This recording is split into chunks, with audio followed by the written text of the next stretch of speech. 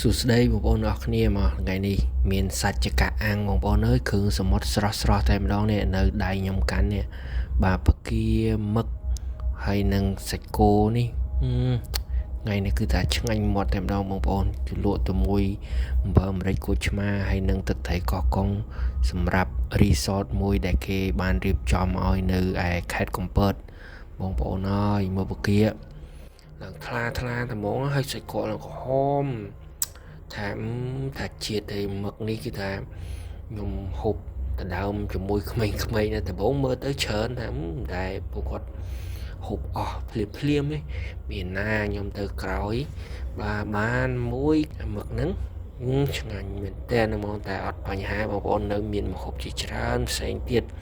ហើយគុំទុកបងប្អូនហូបហើយខ្ញុំគុំទុកកន្លែងហ្នឹងតែហ្មងហើយគ្រឿងសមុទ្រនេះគឺថាហូបឆ្ងាញ់ផ្ដាំកូនផ្ដាំចៅហើយបងប្អូនអើយមើលនេះគាត់កាត់ផុយហុយតែម្ដងបងប្អូនណាតែមើលអាសាច់ចកាហ្នឹងគឺថាបងប្អូនហើយដឹងនិយាយថាម៉េចក៏ចង់និយាយថាវាឆ្ងាញ់គាត់ថាអាំងតន់នេះគឺថាចិត្តការផ្លឹបតែម្ដងងាយមិញនេះហើយក្រៅពីរឿងម្ហូបនេះឥឡូវមកមើលទេសភាពនៅកន្លែង resort នេះបន្តិចសិនបងប្អូនណាបាទទេសភាពគឺតែចាក់តែជុំតែម្ដងក្នុងទឹកដីខេត្តកំពតតែគេបានរៀបចំឲ្យគឺថាធូរថ្លៃទាំងកន្លែងស្នាក់នៅដែលមានបន្ទប់ដាច់សម្រាប់យើងស្នាក់នៅធំទូលាយបាទ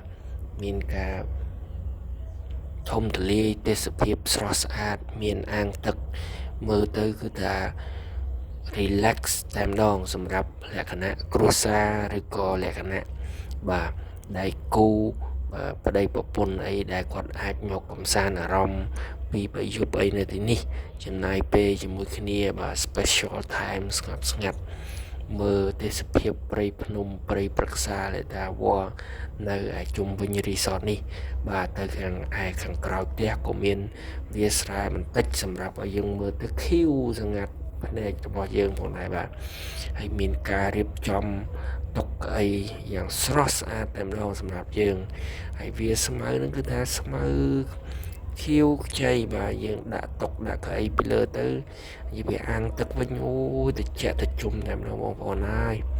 គឺថាពេញចិត្តតែម្ដងសម្រាប់ទីនេះបាទឲ្យ rate 8 លើ 10 បងប្អូនណាសម្រាប់សេវាកម្មការ design ហើយនឹងម្ហូបអាហារហើយជាពិសេសចុងក្រោយនោះគឺតម្លៃតែម្ដងថាស័ក្តិសមអាចទទួលយកបានបាទអរគុណច្រើនសម្រាប់បងប្អូនដែលបានទស្សនាបាទខ្ញុំអត់បានហូបឲ្យមើលទេក៏ចង់និយាយថាមកហូបថ្ងៃនេះឆ្ងាញ់តែម្ដងបងប្អូនហើយសូមអរគុណសូមជម្រាបលាបាទកុំភ្លេចចុច Subscribe ចុច Like ចុច Share មកបងប្អូនពេញចិត្តវីដេអូនេះ